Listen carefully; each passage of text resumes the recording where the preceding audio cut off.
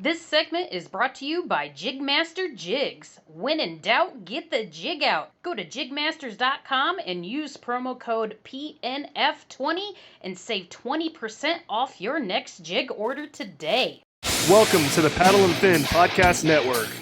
This is the final cast segment with your hosts, Brad Hicks and Josh Eldridge, where we cast our final opinions on all products, good and bad. Welcome to the final cast. You're listening to the final cast on the Paddle and Fin Podcast Network. I'm Brad. And I'm Josh. Josh is back. Yay! He went on a little hiatus to recollect himself, I guess. So Yeah, I needed some personal time. Yeah. How you doing? I'm good, man. I've been on the water like 4 or 5 days straight now. I know. I'm jealous. Don't be. The only reason I am is because I got terminated or laid off, if you want to call it, from my job. So Yeah, that sucks, man. But at least you're spending your time doing something you love.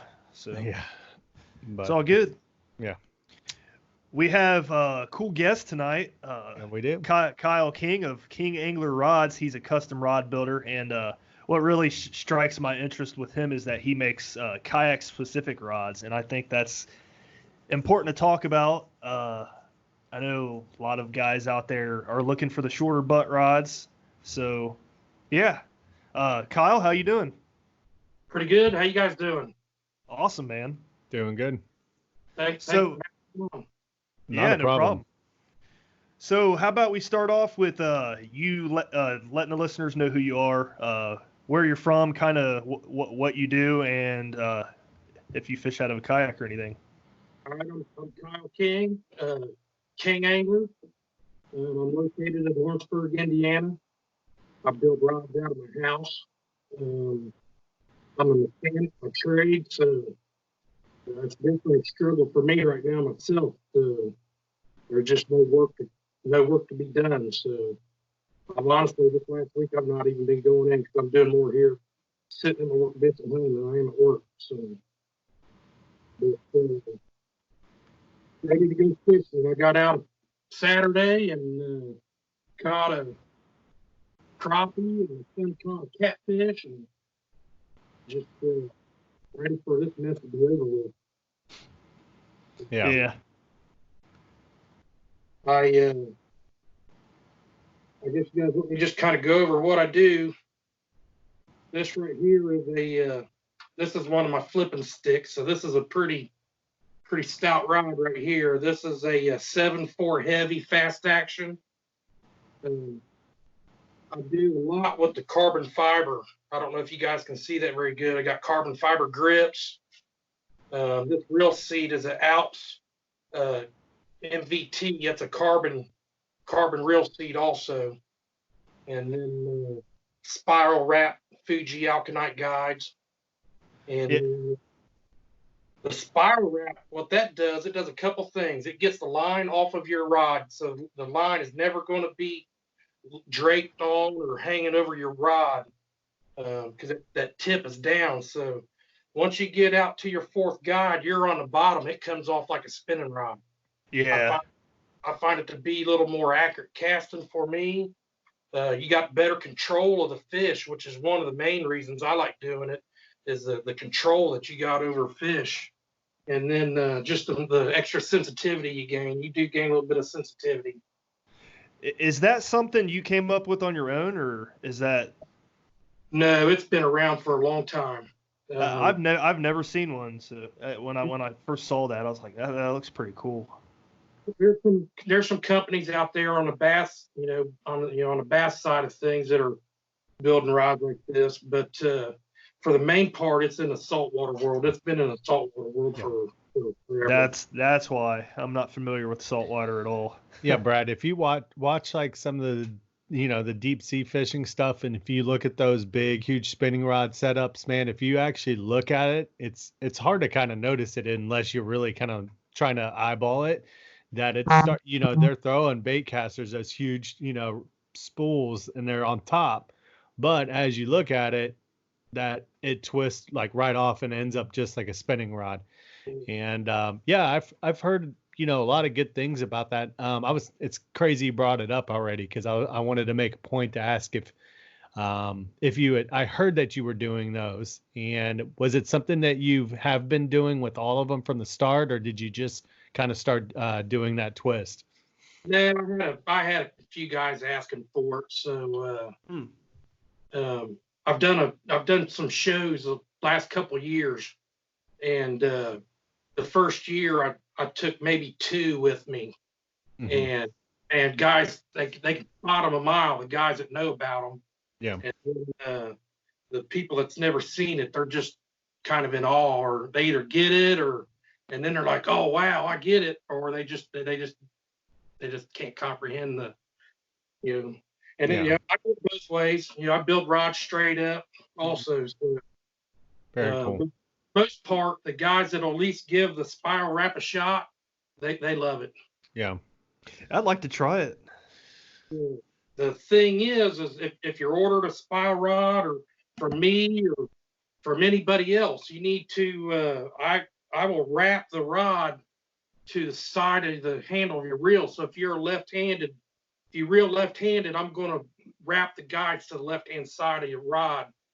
So kayaks, it's not that big a deal, but on the boat world, guys laying their rods down on the deck, they don't lay them on the reels. So the guys aren't going to be laying on the boat deck, but they're sticking up with the reel also. I got you. Yeah.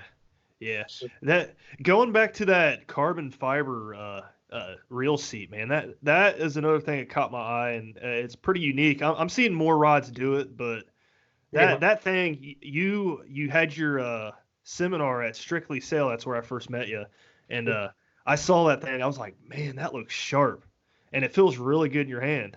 Yes, it does. Talk a little bit about that a little bit more. Do what? Oh yeah, I mean, it feels real good in your hand, and I was kind of skeptical at first because I like wind grips. All my rods before I started using the carbon fiber all had wind grips on them, and I've been real happy with wind grips, and I still build a lot with wind grips. But the carbon fiber, you get a lot more sensitivity out of them because it's got a lot harder foam arbor inside the carbon fiber material. So it just transfers a lot more of that vibration. And then that carbon fiber material, when your hands get wet and they start getting pruny and stuff like that, man, you can really feel that texture of that carbon fiber gripping in, and it's rock solid in your hand. Not gonna have a fish pull the rod out of your hand. Yeah. And I'm assuming that there's a weight reduction in regards to that as well. Oh yeah, I mean, if you guys felt these rods in your hands, and I think both of you guys have, you're buying a pretty expensive rod to find something that compares to what I've got. I feel. Yeah. Oh yeah. Yeah, definitely. I know those custom rods. They usually run higher in price than something at the store, but you're paying for quality. That's for sure. Yeah, all my rod blanks are American made. My guy Simon out in Arizona makes my blanks, Taipan rods. My Alps reel seats. I know the aluminum ones that I use on my surf rods, I know for a fact they're American made.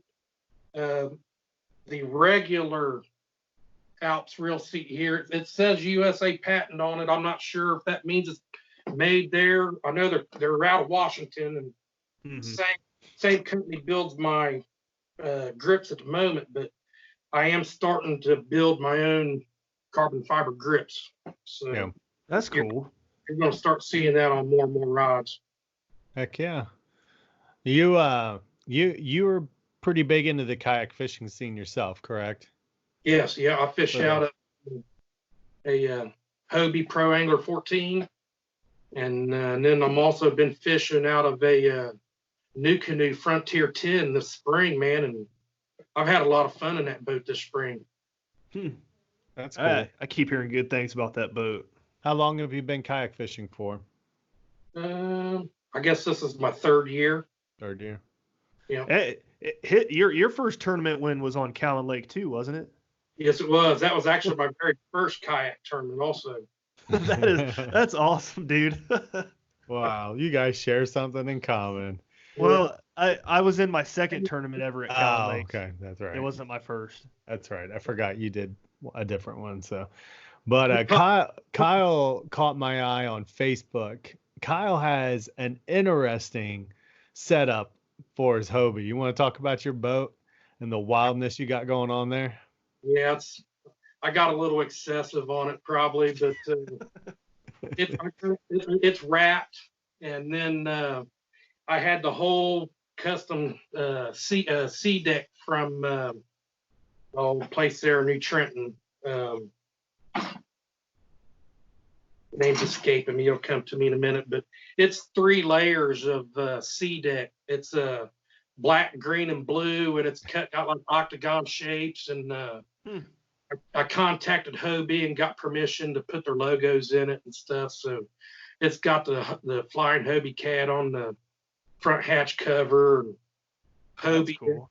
floor. And how long have you had that? It's in 2018, and I bought it new. I got it there at the end of 17. Yeah. So, you were one of the first people I saw with that stuff on, like the C-Deck mat. I was like, that's pretty awesome, man. Like, I mean, I've seen people do like look at that thing, man. That thing for stands YouTube out. viewers. I want a pretty little decked out, man. deck. You would be perfectly fine with a single layer. Yeah. A double layer would be awesome, but the triple layer is honestly you can sleep on it. Yeah, but I mean that's one of the best additions I've done to that boat, because it just instantly quieted it down. So I don't have lures banging around and rods banging around, because I'm throwing stuff, got rods playing around when I'm out there. So yeah, and it's you're starting to see more and more like them, but mine's been like that for a while now. Yeah. Yeah, that's cool. It looks cool. I don't think I've ever seen it. I remember becoming friends with you on Facebook, and I was like, look at that Hobie, man. And then like, I didn't realize that I thought you were from the South at first. And then like, and then I started seeing your name pop up in the tournaments and stuff that we were doing last year. And I was like, Kyle lives here. Like, are you in Indiana or Cincinnati? In Indiana. I live in Pittsburgh. Yeah, that's what I thought. So, and I was like, well, Kyle lives here. And then I got real excited. I'm like, I get to see that Hobie in person, man. Like, I was excited, man. I was like, I'd seen pictures of it, but the pictures don't really do it justice. So, but, I got a Humminbird Helix 9 on it, mega imaging, mega sign, power pole. I mean, it's pretty well decked out. The only thing I don't have is I don't have a motor on it. Yeah. But, yeah. Hey, you don't need one for a Hobie. Yeah. I fish a lot in the winter time, and it would be nice to have it on the winter in the river. Yeah, that's true. So let's get back. I just wanted to kind of highlight that for anybody who was kind of wondering. Like, Kyle's been in, the kayak fishing game for quite some time, and he's a pretty popular person, especially in our local area. And I know you do a lot, you do a lot of social media stuff, but it was kind of cool seeing you at the fishing shows this year, representing King Angler and getting to check out the rods.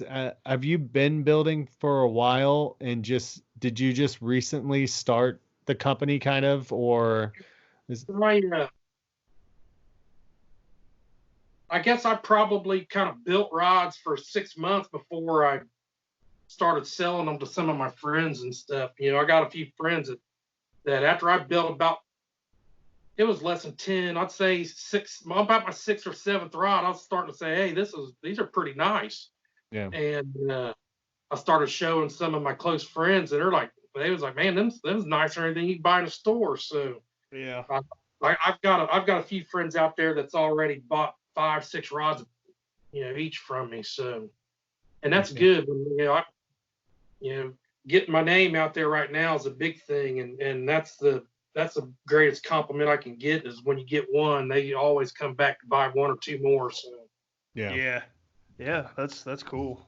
Yeah. Guys will swap out their whole lines with mine, so that's going to be good long-term work. So I don't expect people to just disregard a good fishing rod and buy mine. So, but I got guys that are, as they're needing rods, they're starting to come to me, and next year or two they'll have a bunch. Yeah.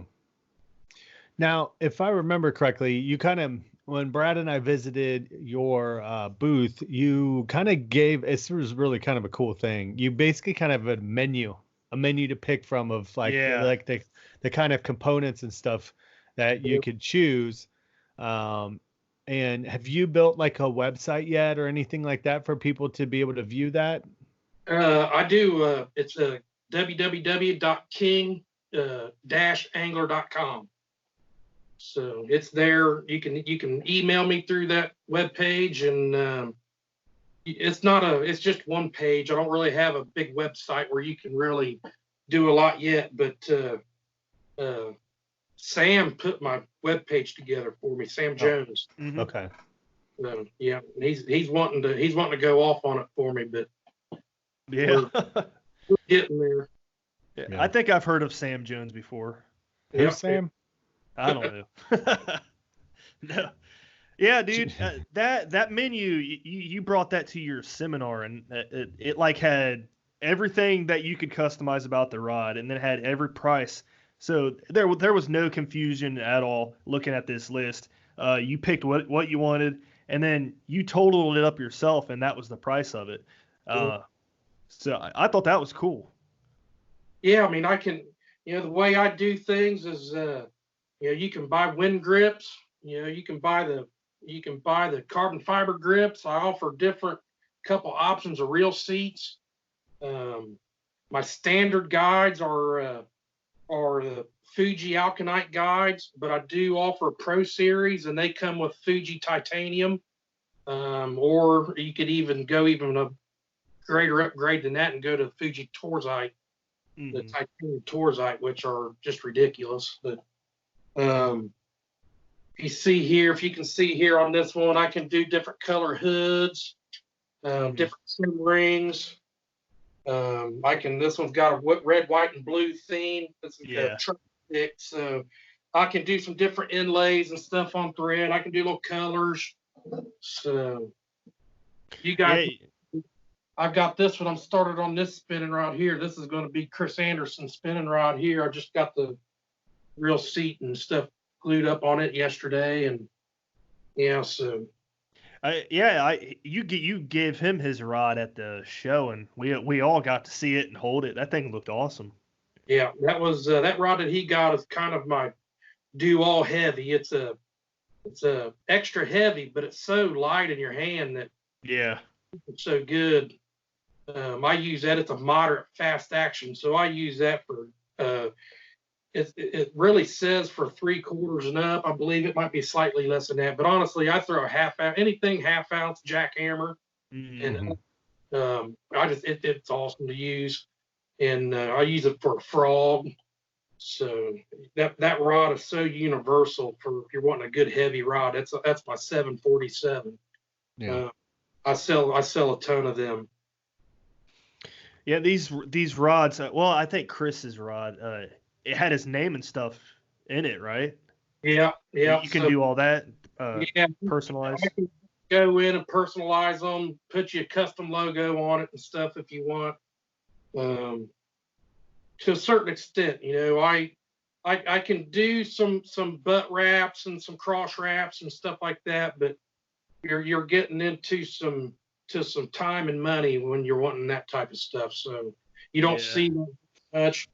I've got one back here I might show you. I've started on that's going to have some of that stuff on here. Let me grab it. Yeah.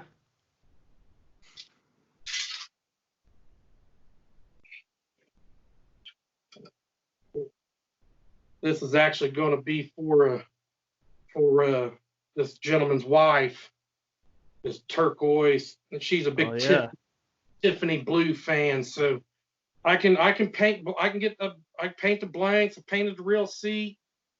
I got You know, a silver winding check here. And I actually, this is one of my personal carbon fiber grips. So I've made this carbon fiber grip for this, and it's going to have a nice cross wrap here in this section, and then I have some vintage guides that I'm going to put on it. Oh. Yeah, I was going to ask about painting the actual blanks. I didn't know you did all that. Yeah, I'm doing a little bit of everything anymore. So I've been building some surf rods and getting ready to start working on some fly rods. So you're going to start seeing. I did have a question to kind of go back to the guides. You said, if I remember correctly, you kind of mentioned 3 different ones that you kind of utilize, the Fuji ones. Can you go in and kind of describe each one and tell us which one which one's which, and what's kind of like the benefit as you spend more money on it? Because I've always kind of wondered that. I mean, obviously when you see, I've bought cheap rods before and there's no kind of coating on it whatsoever, and you're looking at it and you're like, that thing looks like it just chop your line up. But let our listeners kind of know what makes a good guide and the different kind of components of what separates each price point, I guess. Yeah, so your entry level guides and I still use a Fuji, and even the entry level guides that I use are still probably a better quality than a lot of your store-bought rods. Those would be at a aluminum oxide, and that's going to have a little softer ring. So it's just going to, after a while, the braid is just going to eat into it. Okay. And that's really the main thing. So the quality of the ring the ring material gets harder and usually thinner. Okay. So makes it lighter also. So your alkanite rings are I use all KW frames, the KW style frame, I guess. The alkanite are stainless steel, and then the alkanite ring, and they handle braid great. They're 30% lighter than, say, like the aluminum oxide, I believe is what they compare them to. But that's the KW frame. But then when you go up to the titanium SIC, that's a silicone carbonate ring. It's real hard, it's real thin, and then the frame that ring is in is titanium, so it's just quite a bit lighter than the stainless steel. So where you notice that is at the end of the day, after you've been throwing that, especially on bigger, heavier rods. I always tell guys, if you're building something that you're going to be throwing and that thing weighs a lot, the lighter you can make stuff, the better you're going to feel at the end of the day. Yeah. So, that's exactly how I feel about like a jig rod, and that's why I went with the rod I have now as my jig rod. It's so light. Yeah. I've had a couple of guys, I've built rods, the guys got back problems and stuff, and I get an email from them saying that they can fish all day and their back doesn't hurt and stuff like that. That's good compliments. Heck yeah. Yeah, that is cool, man. So, I think I talked about it at the beginning, but I wanted to go back and talk about kayak specific rods that you build, since we are a kayak fishing podcast. Yeah, you care to elaborate on that a little bit? Like what do you do, and what makes it a better rod for kayak fishing? Well, I get all the guys all the time. Everybody, when the first thing they ask you about kayak fishing, everybody thinks you cut it off, and that's not what you're doing. You don't really want to cut your blank too much. Never really anything off the tip. You can take a little bit off the butt end if you need to, your inch or so, if you're wanting to, find, if you got an 8-foot rod and you want to have a 7-11 rod, you can take a little bit off that butt and be okay. But to make a kayak specific rod, I build them so I got full control over where I place my grip and my reel seats. Mm-hmm. So I will just move them back. My standard setup on most of my stuff, this one here is 12 because this is a heavier flipping stick, but this one here would be probably a little better example.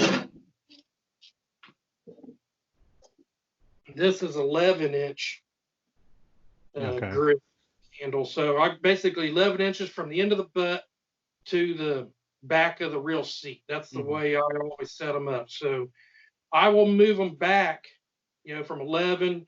I could go back to 9 inches if you want, no problem. Usually, on my bait casters, I just did 3 of them actually, and they was wonderful. I did a spinning reel for a guy and moved it back to 9 inches, and I actually put a counterbalance in the butt and made that. So with this reel on, that thing was level right up. You could bounce that rod right there on your finger at the end of the hood. Yeah. Perfectly level. So we can do that also. If somebody wants a balanced rod, I can balance them, and I do that internally in the end of the rod shaft. So you don't that's cool. You don't even know it's unless you're holding it in your hand that it's been done. Yeah. Huh. And when you move those rod seats back, do you ever have to add like an extra guide in on the rod, or? If you go at a certain point, you do. Yeah. So I can go back an inch or two and be okay, and not really change up my guide train. But that Tiffany blue rod, I went all the way back to a 7-inch handle there. So yeah, it's getting a different guide train. Yeah. Okay. Interesting. Yeah, I figured that it would have to be something like that, and yeah, I couldn't picture it, I guess. You kind of got a happy place here that you want your stripper guide from the end of your reel seat. You got a window there that you can work with, and the rods still perform good. So after that, then you got to start changing things. Yeah. Moving guides or adding a guide or whatever. Do you ever notice like any sensitivity differences just from moving it 3 inches back? Personally, I like a long handle. I like 11-inch handle, and I'm used to using them. So when I go back to a 9-inch handle, it feels good. And if you hadn't used my 11-inch handled ones a lot, you probably never even know it. But I can tell a difference just because I got them in my hand all day long. Yeah. Do you want to? And for people out there, there's a lot. There might be some new kayak anglers who aren't kind of familiar, because I remember St. Croix released, I think, the Mojo Bass series had the shorter handled area, like that sort of thing. What is the benefit of somebody doing that? Like, how does that benefit a kayak angler? So a lot of it comes down to your PFD. Yeah. So I guess that's why I don't mind a long handle, because I wear an inflatable, so that PFD is not ever getting in my way. But the guys with the big thick NRS or the other type of PFDs, they say that longer handle gets in their way sometimes. So, but I don't know. I fish most of all mine are 11 or 12-inch handles, and I don't have a problem. But I'm sitting up a lot higher in that Hobie too, so yeah, I'm sure that makes a difference. Yeah. I had a question and I just completely forgot it. Sorry, man. Sorry, didn't mean to interrupt, but I was just kind of curious because I saw when it came, like when St. Croix did it, and I think there was somebody else that I saw, but I can't remember what company it was, and then when I saw that Kyle was able to do that as well, it's not really taken off real big yet, and those major companies have been around for a while, but I kind of have the feeling you might start seeing it, at least. Because I think I've seen somebody who actually has the ability to adjust it. Like, I don't remember, but I thought I heard. There was. I don't know that they're still making rods. I know who you're talking about, and I think that adjustable butt had some issues. Yeah, it would seem like it would too. Like, I mean, it would be weird. You would think that it couldn't lock. Like, you know what I mean? Like it'd want to slide out or whatever, but it'd be weird. You're like, I need a cotter pin. Hold on. show you guys something here real quick, and this aluminum one, this silver one here is real good. And this is one thing I just thought about on my Alps reel seats. I do use some Fuji reel seats too. I have them, but I think I'm just going to start moving to these just because after I used them for a good couple of years now, this hood has aluminum nut on it, and then it has another aluminum backstop. Yeah. So you can really clamp them down good, and that aluminum, them things lock together, and that reel is locked down in them on that reel seat a lot better than the other brands that I've used. And I've got good Fuji ones. I've got some Pac Bays and some American tackles, and they all have that aluminum or that plastic, plastic style hood. And I have seen some of them crack, guys over tightening them and stuff like that. So, and just that double lock is the way to go. Yeah, I cracked one on a Fenwick like years ago, like one of the first ones I got baitcaster wise, and wasn't kind of paying attention and did the same exact thing, cranked down a little too tight, and I heard this, and I'm like, oh. Don't fit over the guides, you ain't getting it off. Yeah. I think I have an Abu Garcia Villain 2.0 that has that aluminum hood on it like that, and I love it. It feels awesome. Yeah.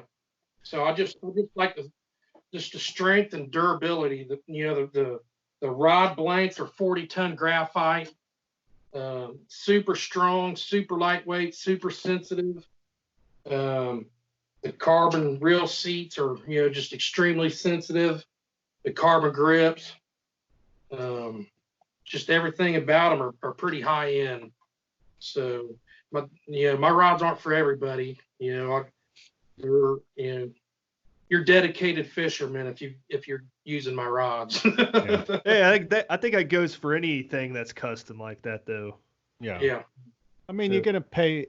It's an obvious thing. You're gonna pay for a better quality anything, And I have, $300 rods, and then I have, $79 rods. It's just. I mean, it's not in my cards to go drop like $2,000 on a complete set of anything, but as I've gotten more and more into it, if I catch a deal or something catches my eye and I'm like, man, I'd like to have I'll upgrade something, but that's kind of what you referred to earlier as guys are, breaking a rod or losing a rod or wanting to upgrade one, they're coming to you and then they'll eventually come back and, it'll keep the business going. And it's cool to see you have that success and you have that going on for you right now, because I think that a lot of people get confused and think that, their $100 rod is expensive, and it's really not. Nowadays you got rods that are hitting up $800, $900 sometimes, and it's just the business of anything.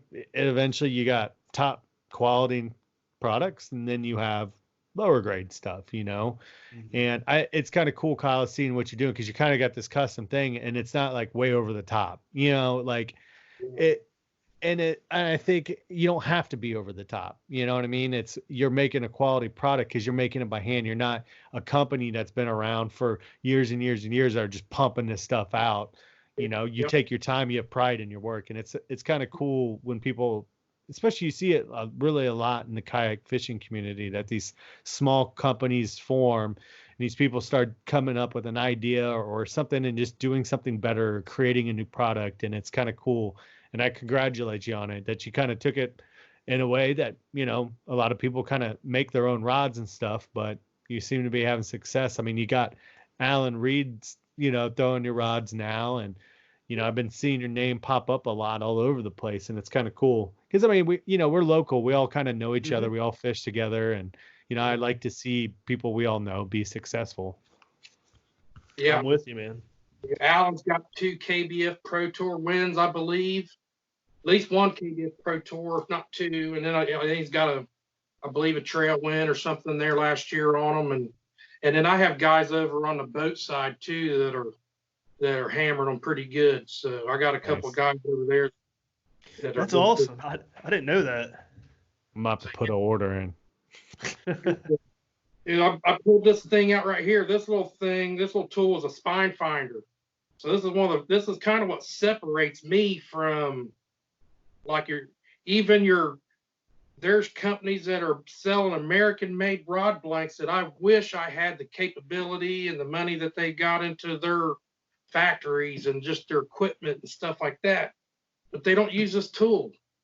And they're not ever going to get the performance that I get out of my rods just because they don't take the extra minute or two that it takes to use this tool to find that spine of that rod blank to know where that rod is really going to perform at its best.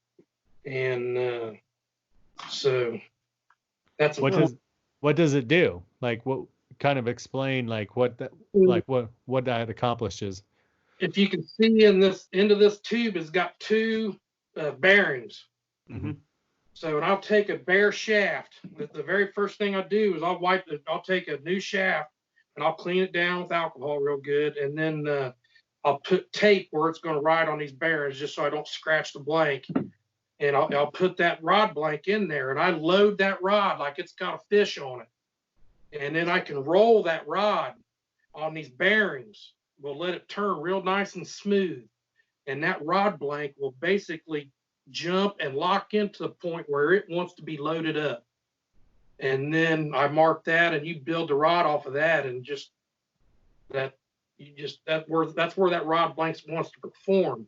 And what that does is, when you load up a rod blank, that rod blank wants to go to that spot. So it's going to want to torque in your hand to that spot. And if it's not done correctly, you'll feel that. So, and that I imagine that messes up on hook sets and stuff too. Yeah, I mean, it's just all about just the total performance of the rod. Yeah. And so I've got the true spine of the rod, and then I've got my spiral wrap. It's got that thing down on the belly of the rod. So you've eliminated any torque that rod wants to build. Bass, you might not necessarily notice that torque unless you're really on them real good. At the end of the day, you got that forearm pump because you're constantly fighting that rod from torquing in your hand. That's been eliminated here with the way I build mine. That's just what it comes down to. I don't do anything special. I don't do anything that somebody that doesn't know how to properly build a rod. I just do it. Yeah. Heck yeah. So, very cool, man. Well, I congratulate you on the success, and I hope that it continues to grow for you. And it's been cool seeing the product that like getting to see you at the show and putting my hands on one. And it's really a for our listeners out there, it's an impressive rod. Like what he's building is super nice, and they're expensive to some people, but to some people they may not be. But the thing is they're definitely high quality. I'm interested. I think I might hit you up and try to get one of those built with that twist and the guides. What is it called again? Why do I keep forgetting it? Wrap. Some guys call it an acid wrap. It's the same thing. Yeah, but I'm interested in it too. Yeah, because I got a couple other things. If you guys got a second. Yeah. I don't know. A lot of the guys locally, I do a lot of them on the boat side more so than the kayak world, but I do a lot of rod repairs. So I was going to ask that. Guys local to the Cincinnati area, if you need some rod repairs or something like that, I'm around. I can do that. Also, I've had a lot of guys are my local. The local high school here is getting a new fishing club, and there's a couple of them around me. And I don't expect these kids to buy, $200, $300, $400 fishing rods. Yeah. So I've been working on it. I'm working on the first one. I didn't like the reel seat that I originally got, so I've got some different reel seats going.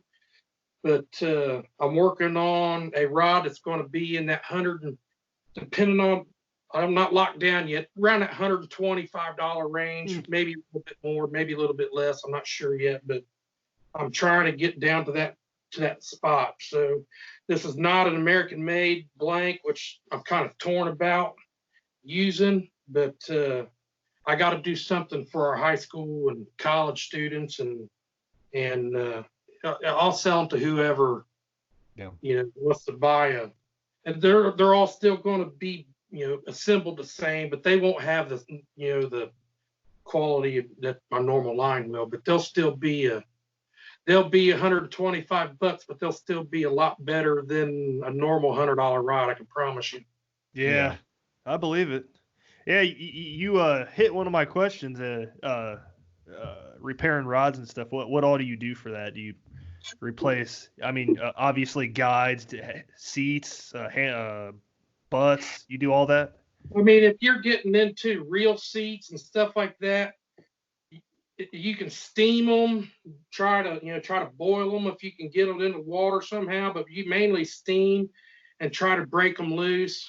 Honestly, if you're getting into doing that, you're going to be better off to buy a new rod unless it's got some sort of sentimental value. But I've got a couple nice Shimano rods. The guy that's buying a couple other rods from me right now, and I'm repairing a couple of his rods.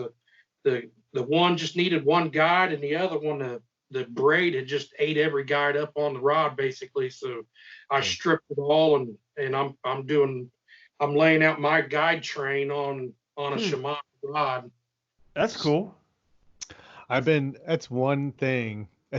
You're talking about the braid eating up guides, and that's one reason I've avoided throwing braid for so long. Like, just because I don't, like, I've heard about it and I've seen it. Like, I've seen like people who have the same rod for like years and years and years, and they've been throwing braid. And if you look closely, you can see the grooves in their guides, man. And then eventually, man, it nicks, and you'll start cutting it.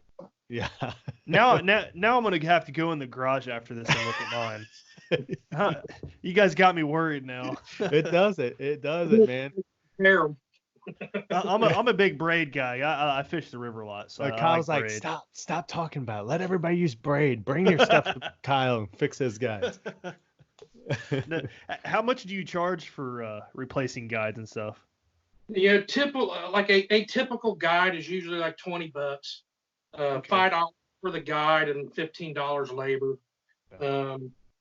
If I've got to strip a whole blank down, you got a good hour and a half in stripping it and preparing the blank to get it ready for new guides. And then you're going to be looking at probably, honestly, that rod there's got 10 guides. That rod is probably going to cost about $90 to replace all the guides on that rod. So it's worth it if you have a high end rod. Yeah. I mean, that Shimano rod was probably a $260, $270 rod, I bet, when it was new. Yeah. So if you have like a Fenwick HMG or something, it's really not worth it to replace all the guides. You're just better off just buying another one. Yeah. I mean, once it's just like one or two or something, a tip top, replace the tops. So, yeah. I was gonna ask, rod butts. Do you ever have anybody bring in those Savior Outdoor rod butts and have them put them on your rods? I've seen them, and I've thought about putting them on my own rods. I've not done it yet. I always ran them little foam tubes on my rods before when I first started kayak fishing. Yeah. I don't know. I guess I'm just living dangerously now because I don't have a Yeah. No. Anything on them. Like, man, it'd be a disaster for me. Yeah. So if somebody wanted to come and like custom a rod and they had one of those Savior Outdoors for it, would you do it for them? Yeah, no extra charge. If I'm doing that, they're $20. I can get them. Okay, that's cool. Yeah. Good to know. Kyle, you're $20. Yeah, Kyle's like me. Kyle, I have like a pile of those foam things too, and I have them on me one too. rod and a spinning rod, and I don't even know why. It's the most obnoxious rod because the line just slaps against it, and I'm like, Yeah. should I take this off? And I'm like, and then I'm laughing because it's like one of my cheaper rods now, and I'm like, why is it on the cheapest rod that I own? Yeah. Dude, You know, I've done the same thing. I fished out of a canoe for years. So just a little backstory on myself. I fished out of a canoe for a long time. And my dad's house, he's got a 6-acre lake. So I never really hardly fished public water very much after I was a kid. And, growing up, my grandpa had a bass boat and we'd fished, I fished North Carolina and all around here growing up. But then pretty much as an adult, I fished out of a canoe on my dad's lake, and a tornado wiped out my dad's house and everything there a few years ago. And Dang. found my canoe impaled in a tree about 50 feet up in the air. And about a week later, it finally fell to the ground and it was destroyed. So after that, I didn't fish for a couple of years. And then one of my buddies bought him a kayak and he got me to use it. I really liked it. And so then I got a hold of my uncle and he had a tandem Jackson. Mm-hmm. So I fished out of a tandem Jackson there for a whole summer, really, before I decided that I wanted to go buy my own. And I went down to Strictly Sale, and honestly, I went there to go look at a feel free, just because I wasn't going to fork out that money on a Hobie. And Brian Tacey was getting ready to take some other guy down to go demo a Pro Angler 12 and an Outback. And so I hopped in the truck with him. That was when I met Brian. And I got in that Pro Angler 12, and then I got in that Outback. And I'm a kind of a big guy, so that Pro Angler, I was like, that's for me. So Yeah. I went ahead and bought the 14. That's cool. That's real cool. All right, Brad, you got anything else, buddy? No, man, we hit everything. I think it was a good episode. Anything else you'd like to share, Kyle? Man, get a hold of me if you guys want to rod. I got some swag. I sell hats. I got beanies. I got T-shirts. I got sweatshirts. I try to give everybody when they buy a rod a T-shirt or a rod sleeve. I get rod sleeves made by TRC Covers, so I got good quality rods with the rods. Yeah, they're a show sponsor of ours. Yeah, they're great. They're great products. So, one other thing, 1 year, no questions asked warranty.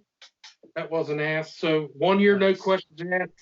Slam it in the car door, truck bed, whatever. Break the tip off. I just ask you to bring the broken pieces in. I need everything because I can salvage all the guides and tip tops, and there's a lot I can salvage off a broken rod and reuse. That's awesome. After that 1 year, it's a lifetime manufacturer defect, and I tell everybody if I can fix it, I'm gonna do my best to try to take care of it. Yeah. Cool, man. That's awesome. So do you have anywhere social media people can find you, ask you any questions? Yeah, I'm on Facebook, King Angler, and then I'm on Instagram a little bit, King Angler. So I try to do that. I probably don't do it as much as I should, but I'm getting better at it. Yeah. And you got any sponsor shout outs or anything you'd like to give before we end it? Brian at Strictly Sales takes care of me pretty good. My buddy Gary, A&A Wholesale Baits, he makes all my jigs, all my lead heads, basically, shaky heads, Neds, swing heads. He makes my chatter baits right now.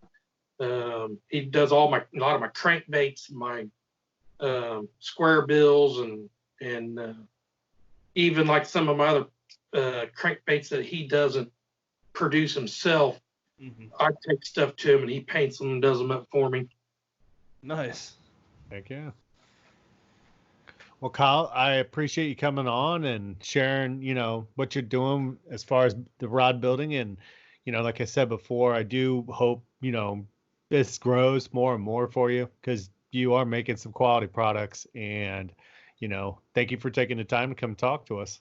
I appreciate you guys having me on. Yeah, Not no a problem. What's that? I was going to just give it a shout out. Yeah. All right, guys. Thanks for listening. Tune in tomorrow for the Reel Down. We will see you guys next Thursday, and have a good Friday. Thank you. See ya. See you.